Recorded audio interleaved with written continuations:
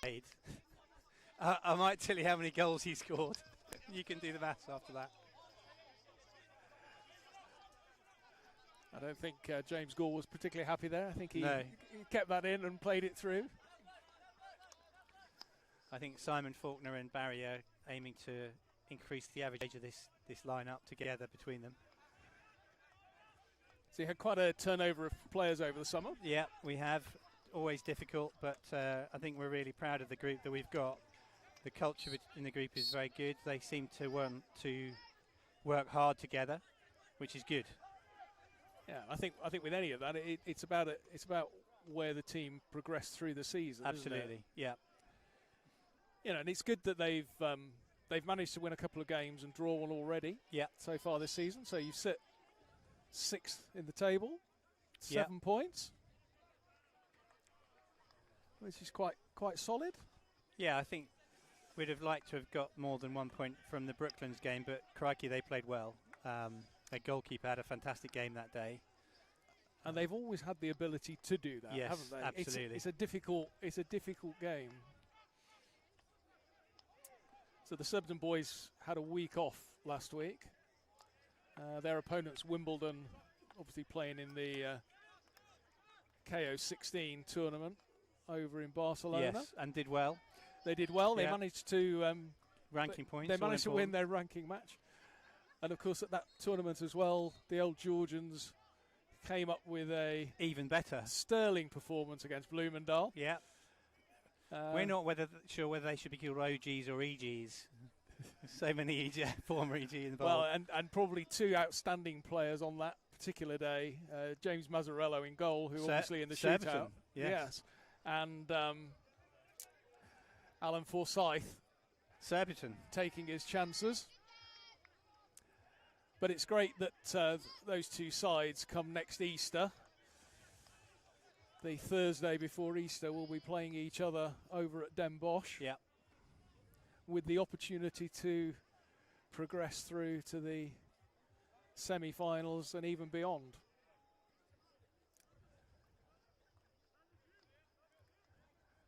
Next week's a double match week in the men's and women's Premier Division. Absolutely right. And on Saturday, that game is OGs against Surbiton. Well, is that here or at OGs? It's at St George's College. So we'll have to guess what's going on because there's no live stream, right? Yeah. Not yet. I don't think the broadband's reached St George's College yet. That part of Surrey. Yeah.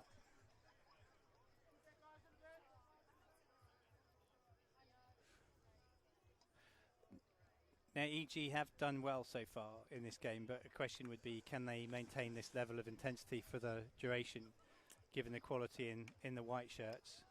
And we've seen that a couple of times. Yeah. I was fortunate. I went over to Holcombe a couple of weeks ago. Holcombe started very quickly, managed to go a goal up in the first minute through Teague Meccano.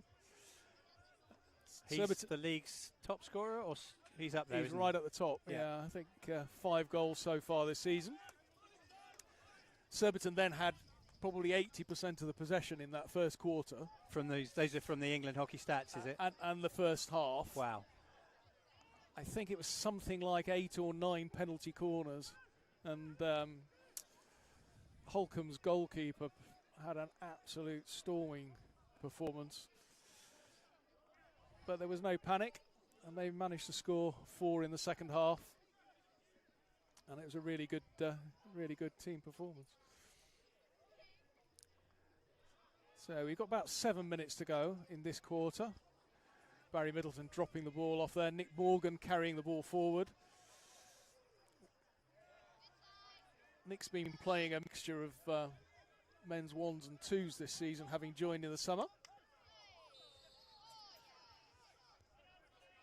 Surbiton with 3 players over in Malaysia at the Sultan of Johor tournament. So 3 players missing today. There's 3 players missing and 3 players injured today. So and we've yet got about still 6 some missing. interesting decisions on your team sheet.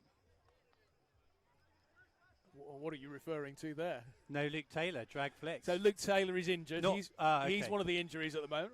Not that you have not got backup drag flickers of some quality. Yeah, so here's the first penalty corner of the evening. Yeah, but those 3 players that are out in Malaysia, so Callum Douglas, who's the #1 goalie, having joined Scottish under 21.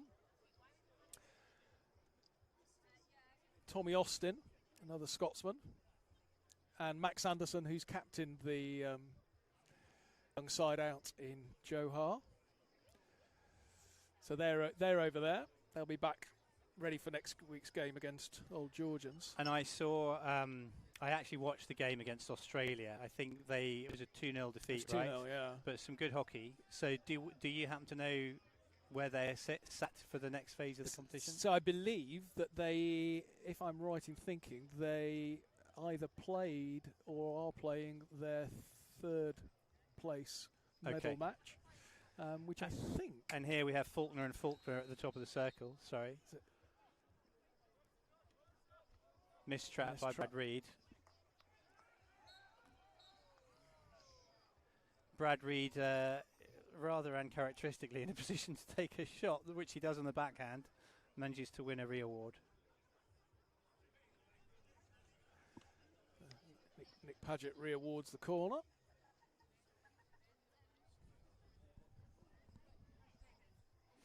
EG's Luke Holland on the top left of the circle, number 17. This is his first game this season. He's been injured for a few weeks, so very good to see him back on the pitch.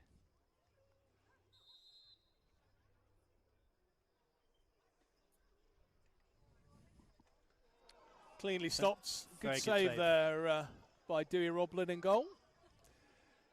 So with Callum away, Dewey, who's normally the second 11 keeper, he's played the last couple of seasons, joined from Hampstead and Westminster, but had previously played with the Welsh national side.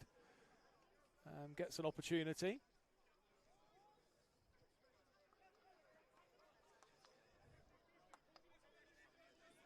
Brad Reed, good ball in, picked up by Adam Buckle. David Goodfield playing his first game of the season. Nick Banderak looking for the early ball across the circle. So while he's down, just referring to that Sultan of Johar tournament, the GB side picked up the bronze medal today. They did, very good.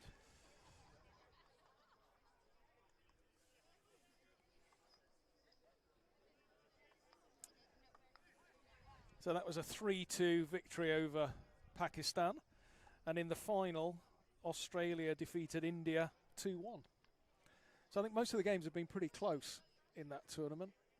You were saying you'd seen the Australia GB game, which I think was 2-0 to Australia, but actually on a lot of the stats, the GB team had the possession and the circle entries and the penalty corners, but just couldn't convert those chances. So a period of pressure here from Surbiton, putting EG under a lot of pressure. Big aerial from Brad Reed, bringing it out, and Josh Barrett trying to bring it down, number 21. Will Haspel not quite being able to get the ball under control there. Here's the opportunity for Tim Nurse. Carrying strongly and quickly. Looking to link with Stewie Rushmere.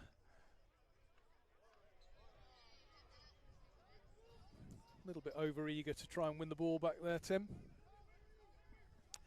So just 2.5 minutes remaining in this first quarter. Score still 0-0.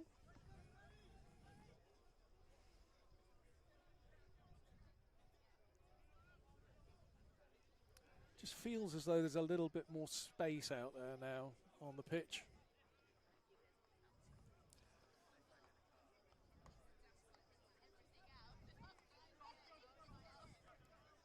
Connor Williamson trying to get his head up, but couldn't play that early forward pass. Yeah, Tim Nurse in a great position there, but he couldn't squeeze it through. Nick Park feeding the ball forward. Will Haspel.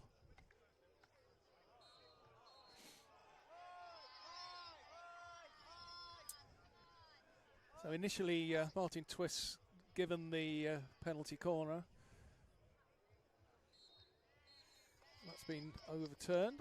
I think he's had a conversation with Nick Paget there. I think it's good that they collaborate. I'm far from qualified to comment on whether what that should have been.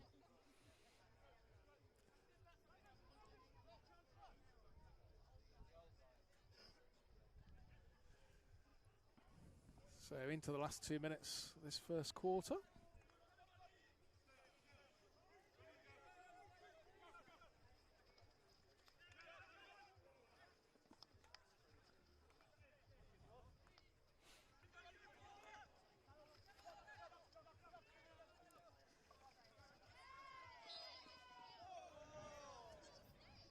James Smith there, I'm not sure he had a case. From my angle, it definitely hit him on the shin. That's right. I'm lower than the camera is, so I could see that very clearly. And he would have felt it as well. I think John McGaw was explaining to him. Yeah. So, end of the first quarter. We go in all square. I think EG will be pretty I think they'll be happy satisfied with that. I mean, the game seems to be settling to a pattern, so we'll see how it evolves.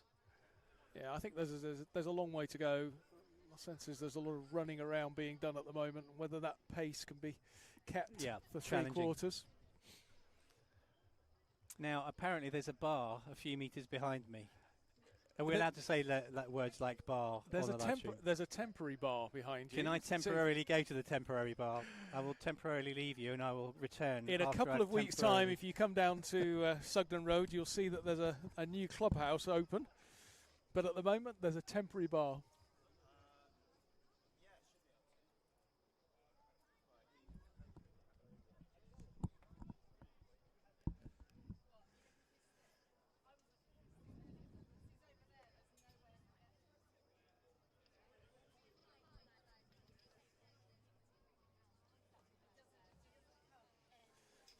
So the other games in the Premier Division today.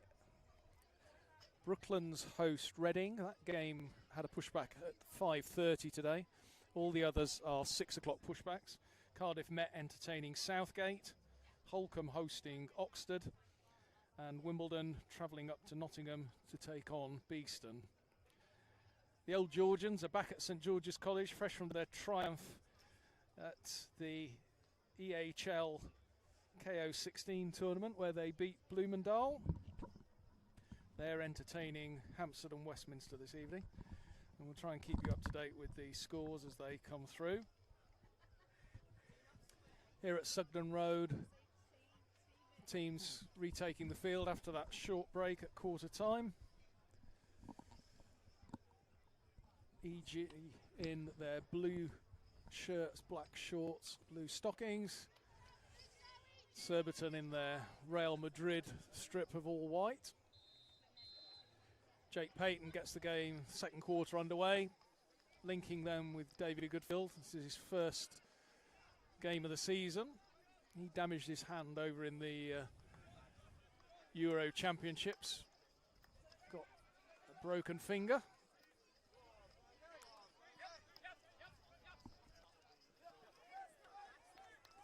Well, that was a lovely touch by Ollie Baxter. It's a lovely touch.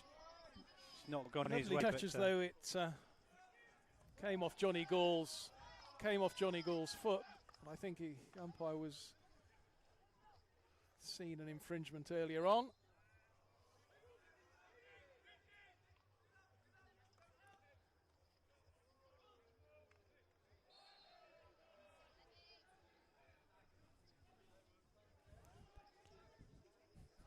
He step in front to take the aerial there. It was allowed by Martin Twist.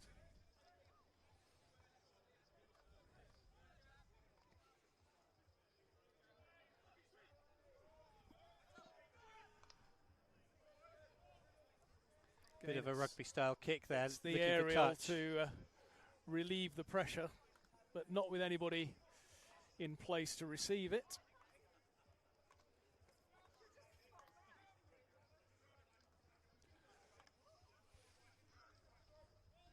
Surbiton playing it well through the different layers there. Sharp turn by Will Calnan, plays the ball out to the far side. That's a great team goal. Who was that? It looks like Jake Payton over on the far side.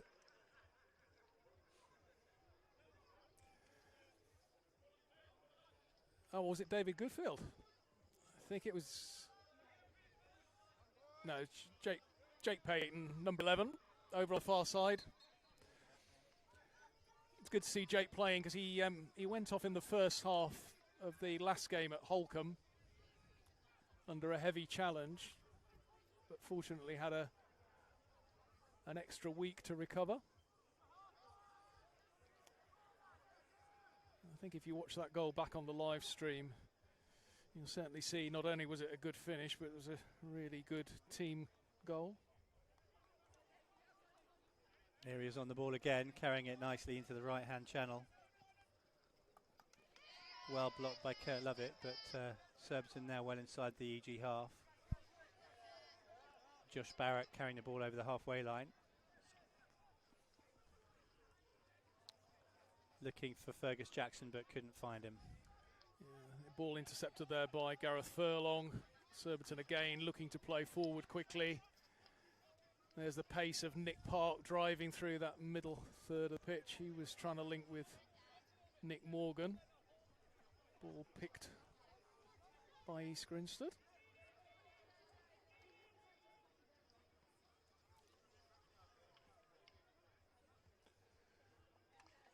A little bit scrappy over there on the far side.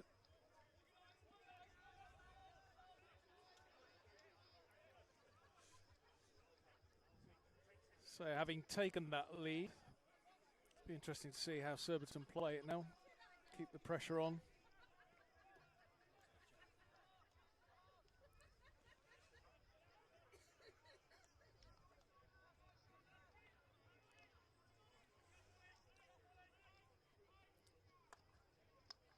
You were mentioning earlier, Simon, I think there's still a few players waiting to come back into this Surbiton side. So Luke Taylor hasn't played since the Premiership semi-final in May. And that's an injury. That's an injury, and he just hasn't seemed to be able to shake it off. And so I think that's a relatively long-term thing. Louis Gittins has been out for over a year now, but is close to returning.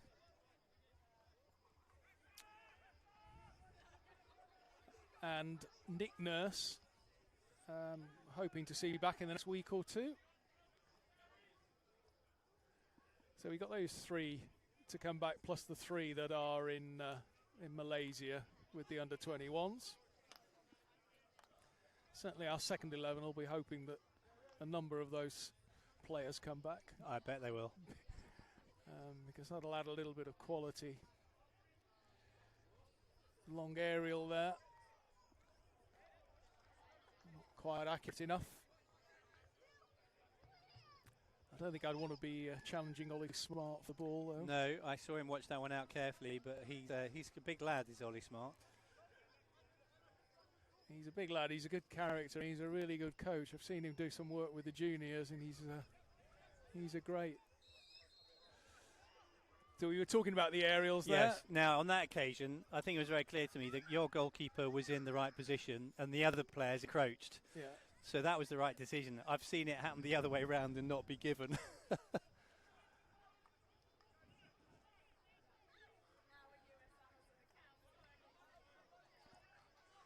Again, the players sort of sorting themselves out on the aerial there, knowing when they can get involved and when they can allow the receiver to play the ball.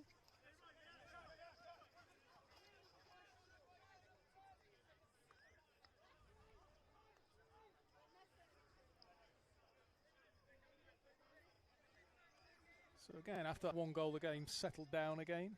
It has. Into a similar pattern to that first quarter.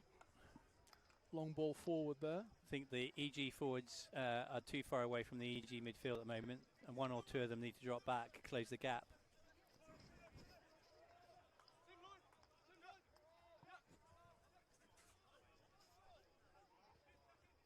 There's Barry, and what a advert for the game he is.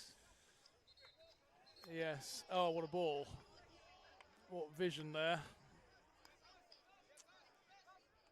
From a 40-year-old Barry Middleton. Staggering, isn't it? I think when you see him participate in training, I bet it's the same intensity. it's the same intensity, and it's great to have a coach that you can say, well, just watch me, I'll do this. Yeah, and his passion for the game.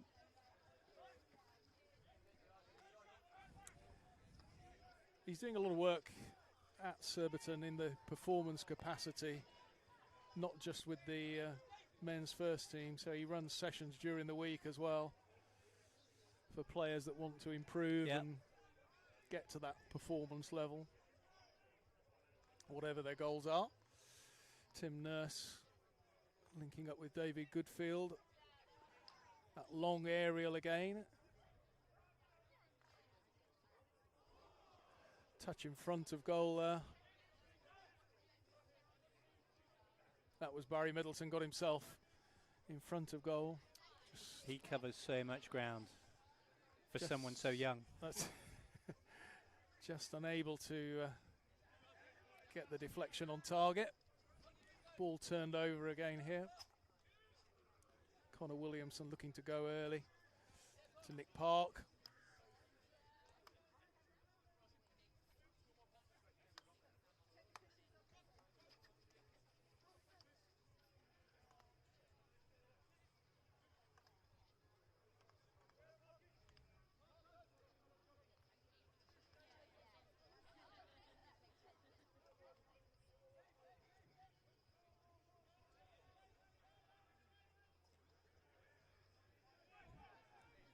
EG kept their eye on the ball there.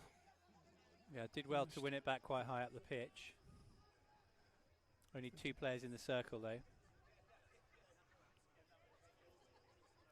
In the long corner off the deflection.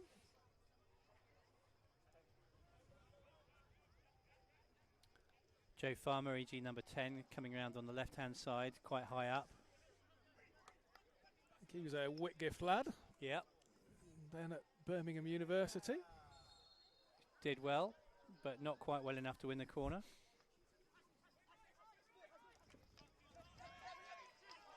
Steve Perry there, number 23, picking the ball up. He inherited the Banderac shirt, which had been worn on that one occasion. It was a new shirt. Yeah, this is a new shirt. Now we can't see the comments on the live stream, can we? I'm going to see if I can.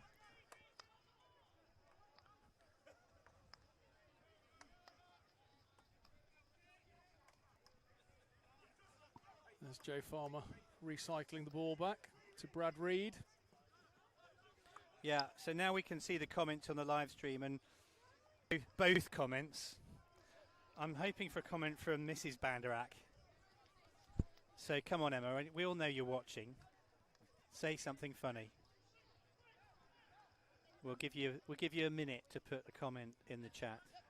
It was lovely a couple of weeks ago when so Nick returned to Holcombe and got his brace of goals, but was also voted man of the match. Oh, very good.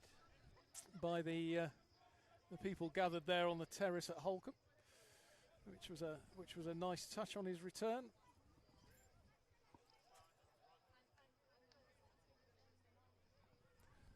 Ball cleanly taken in front there, but just knocked out of play.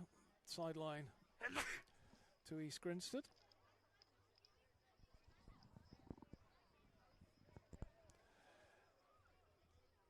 James Gall forward to Will Haspel.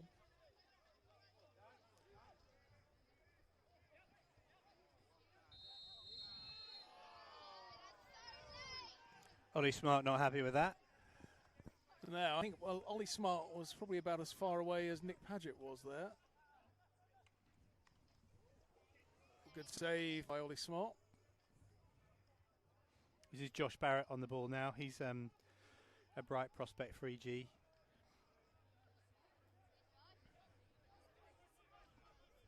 His father is one of the junior coaches, so it's good to see homegrown talent making it through to absolutely to the Premier League sides.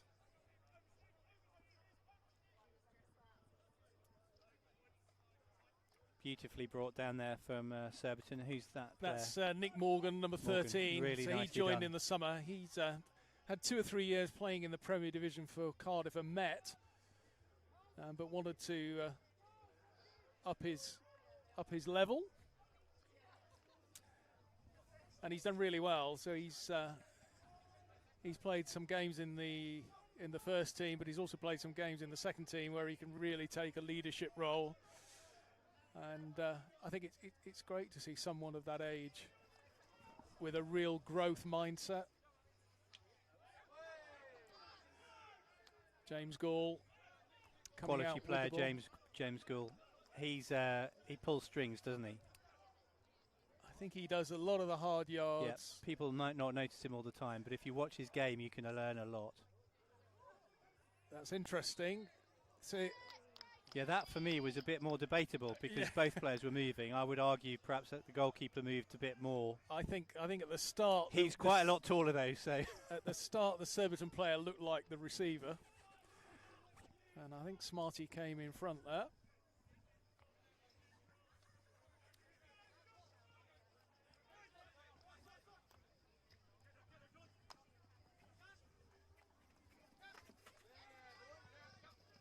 Gareth Furlong managing to retain the ball.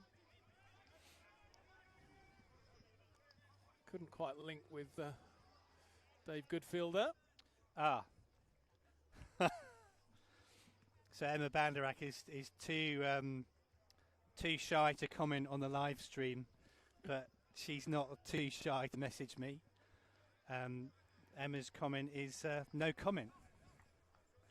Just a little bit of background information. Emma is actually a member of East Grinstead Hockey Club, so presumably as a fully paid up member of EG and a member of our Women's One squad, she will be supporting East Grinstead today from her armchair whilst looking after little Banderak.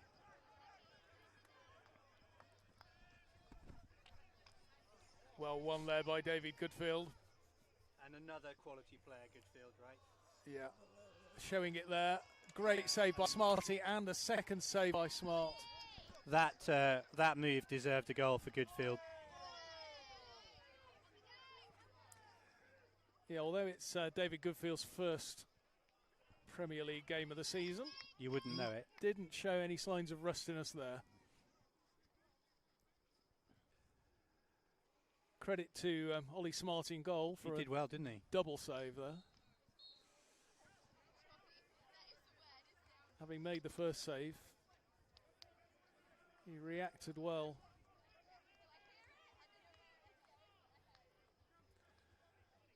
As you mentioned earlier, James Gall sort of come into the midfield there just to pull the strings. Gets the ball out to Adam Buckle. There's Will Calden carrying forward. Sees Nick Park on the far side. Keep a touch from Ollie Smart. Deflected that ball away. Goes out for a long corner.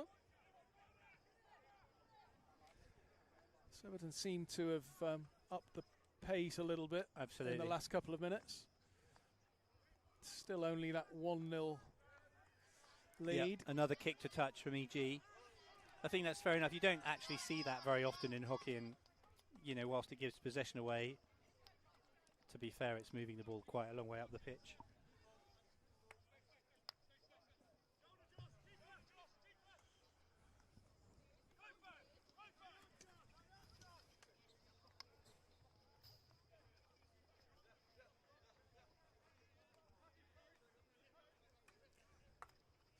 Jonty Elms not with many chances so far this evening to add to his 5 goals. No, and he was not on the pitch during the corner either.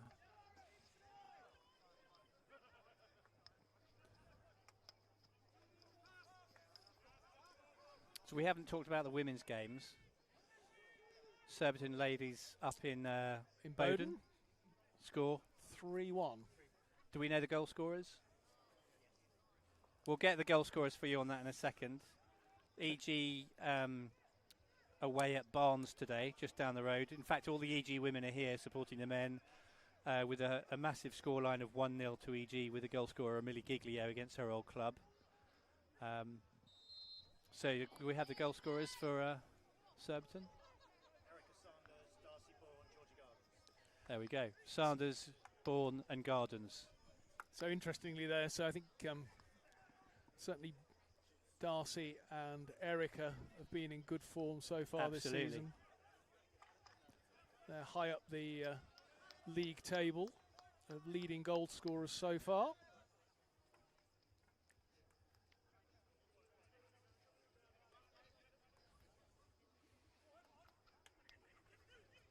Certainly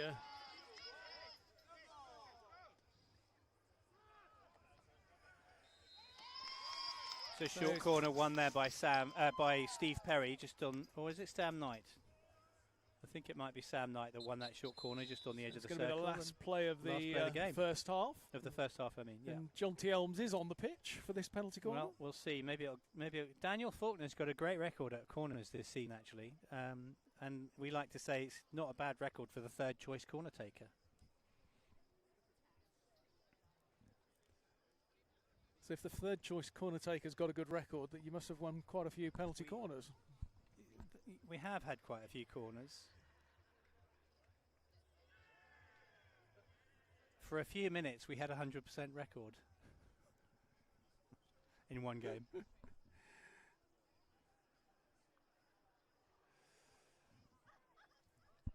So Roblin called into action again. He made a good save from a penalty corner in that first quarter. So Josh Barrett to inject.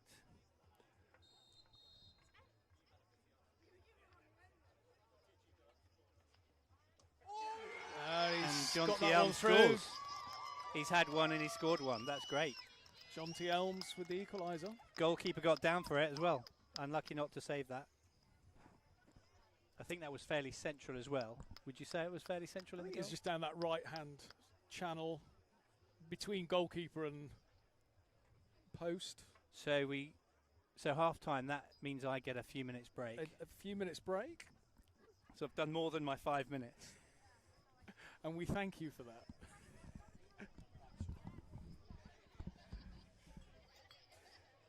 So we're going to take a break now from commentary. We'll join you for the second half. First half has ended 1-1. That equaliser from John T. Elms of East Grinstead with the last play of the game in the first half. First, the goal from Surbiton came after 20 minutes. Really good team move and field goal from Jake Payton.